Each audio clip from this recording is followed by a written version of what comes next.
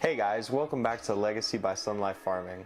I'm your host Jacob, and today we're going to be talking all about compost teas. So what is a compost tea? A compost tea is oxygenated purified water with beneficial microbes and fungi that are living in it. It's basically a living soil inoculant that will supercharge your soil with microbes and help the overall health of your plants. The microbes help increase the breakdown of nutrients to become available for the plants to uptake. When you're using a compost tea, you're either using it in a foliar spray or you're using it as a soil drench. The beneficial microbes are going to break down a bunch of stuff in your soil. In an organic system, plants need microbes and fungi to help them uptake nutrients. When you're using a compost tea, you're basically supercharging that ecosystem with beneficial microbes and fungi. Another benefit from compost teas is the pest and disease resistance that your compost teas can help your plants have. Your plants are going to be healthier overall, so they're going to be less susceptible to any pests or diseases. You can use compost teas in full strength directly on the soil, or you can also use them as a foliar spray, diluted 1 part compost tea to every 10 parts purified water. For the best results, use the tea in either the early morning or in the late evening. You also want to always use your teas immediately after brewing. The longer they sit, the less potent they will become. You don't want to use your tea longer than an hour after it was brewed. Clean water is a key ingredient for every tea, and your water must be purified of any contaminants such as chemicals like chlorine, chloramine, or fluoride. The water pH should be between 5.5 and 6.5 optimally. To remove these chemicals, you can use hose end filters or RO water filters. To learn more about these chemicals in the water, filtration options, and the overall basics of water, you're going to want to watch our video, Chemicals in the Water, link in the description. There's a lot of ways to brew compost teas and many different recipes, although all recipes have some key ingredients. Two of the most important ingredients is that every microbial tea will have purified water in it, and it will also have some sort of compost or worm castings that will act as the microbial or fungal inoculant. Inoculant is basically adding in something living into the soil. Usually there's also some sort of food for the microbes in the tea, which is usually going to be a carb or a sugar. So think molasses, maple syrup, brown sugar, cane sugar. All of these are food for the microbes. It's a sugar. It's important to note that you want to mix your sugar fully into the water before incorporating worm castings. You can source your worm castings or compost a lot of different ways, but higher quality castings and compost will make higher quality teas. A richer casting or compost will have more nutrient diversity, more microbe diversity, and more fungal diversity. This is usually a good thing because in nature you want to replicate the ecosystems, and all of those are very complex. Remember, in nature, diversity is key. Homemade castings and compost will also work great if you're using a vermicompost bin or just making normal compost, especially if you're making good quality compost or worm castings. The key to quality worm castings or compost is getting the right ingredients, which all have to be organic and high quality, and this can be your food scraps or whatever, and you have to get the right ingredients and the right ratios inside of your compost to come up with good balanced compost. To learn more about this, you're going to want to watch some videos on how to compost or how to make worm castings. Oxygen is the next crucial ingredient in your teas. The aerobic microbes will thrive in oxygenated water, and you can achieve oxygenated water by using an air pump with air stones attached or a bubbler attached, or you can just use the tubes with no air stone or bubbler. Another alternative are vortex brewers.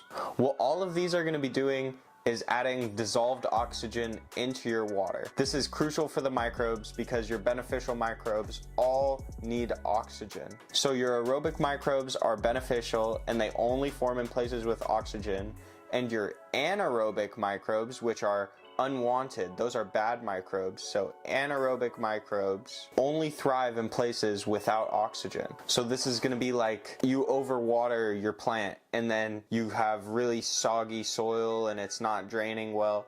And what happens is you'll get anaerobic bacteria that start to form, and you'll see the plant health degrade because you don't have enough oxygen getting to the root zone. The plant needs oxygen, and so do the beneficial microbes that help the plant out. An easy way to remember is aerobic for air-loving beneficial microbes, and anaerobic for unwanted anaerobic microbes that thrive where there is no oxygen. You can also avoid unwanted microbes from diluting your tea by cleaning all of your equipment properly. This includes your bucket, your air stones, your bag if you're brewing in a bag. You're going to need to clean all of this very thoroughly with either hydrogen peroxide or bleach, or else you're going to run into those unwanted microbes building up over time and eventually diluting your tea to a point where it's no longer effective. So it's crucial to keep all of that equipment clean. The best way to go about your cleaning regimen for your brewing equipment is to clean it right after you brew your tea, or else all of the nasty organic material that's left over from your compost tea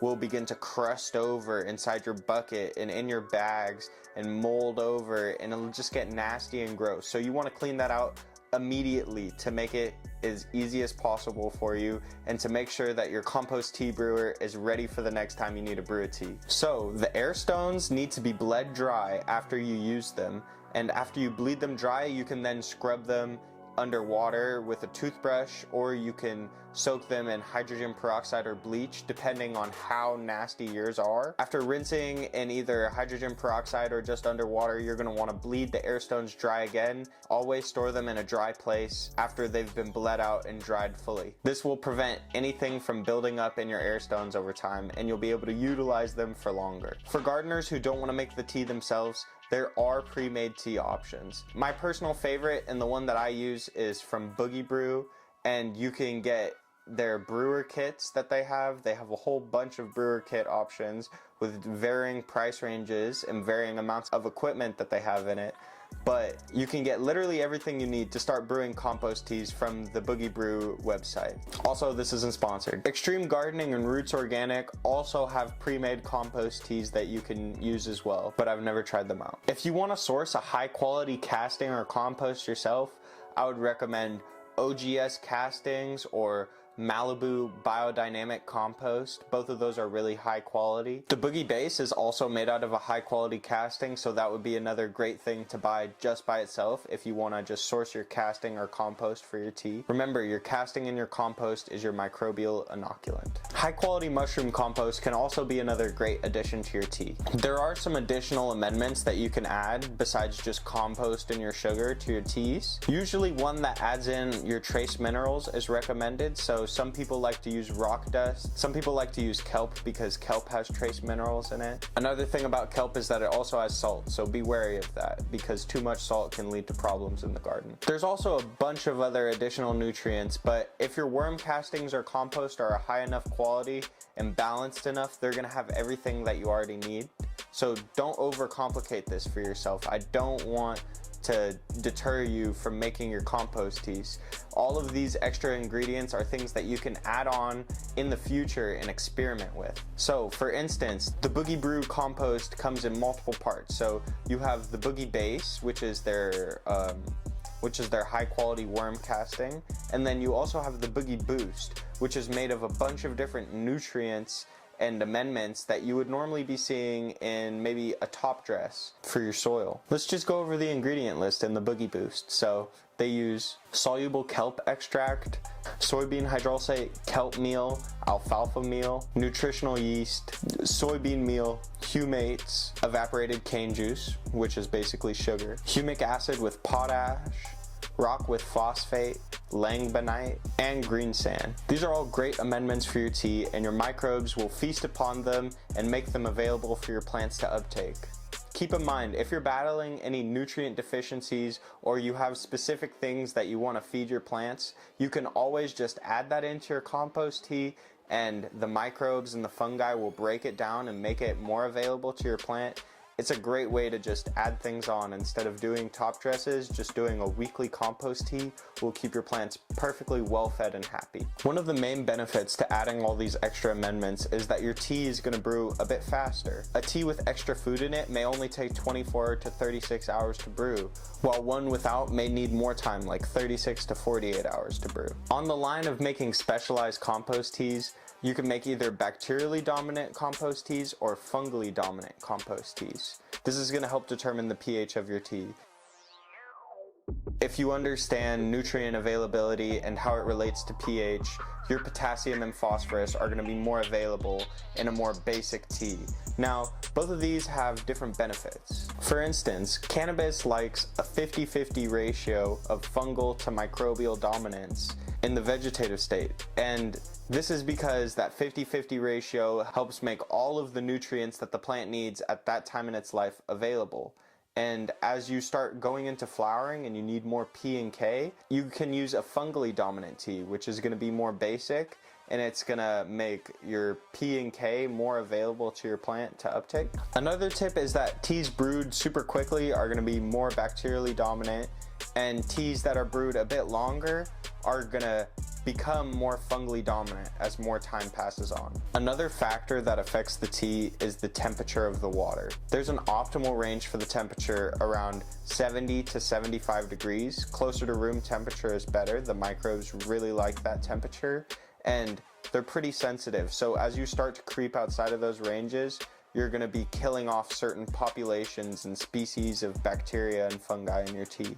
So the general range is around 60 to 80 degrees Fahrenheit, but as you start going below 65 degrees Fahrenheit, you're going to see a lot of slowed movement in the microbes, and it's going to result in the tea brewing much slower. So you're going to need to take at least 36 to 48 hours if the temperature is 65 degrees or lower. When it gets too hot, you're also going to be killing off some microbes. Now that you have the ingredients for your tea and you know what type of tea you want to make, let's brew this thing. The pre-made teas are going to have a ratio for how much of the dry amendment you're going to want to add into your water, but a basic ratio is 1 part compost to every 10 parts purified water. You can brew a lot of different ways. You can brew with air stones attached to air pumps. You can brew with just the air pump attached to a little tube that is pumping and aerating into the water. This is a great option if you don't want to clean your air stones, and it makes it easier because you have one less thing to clean, so it might be the option for you. You can also use a vortex brewer. These are really interesting because they're actually the best at making teas. What I mean by the best is they're the best at agitating and oxygenating the water so that there's no stagnant spots where any anaerobic microbes can begin to form. Alright guys, good luck brewing. I hope you guys enjoyed and learned something from this video. And until next time, keep growing. Peace.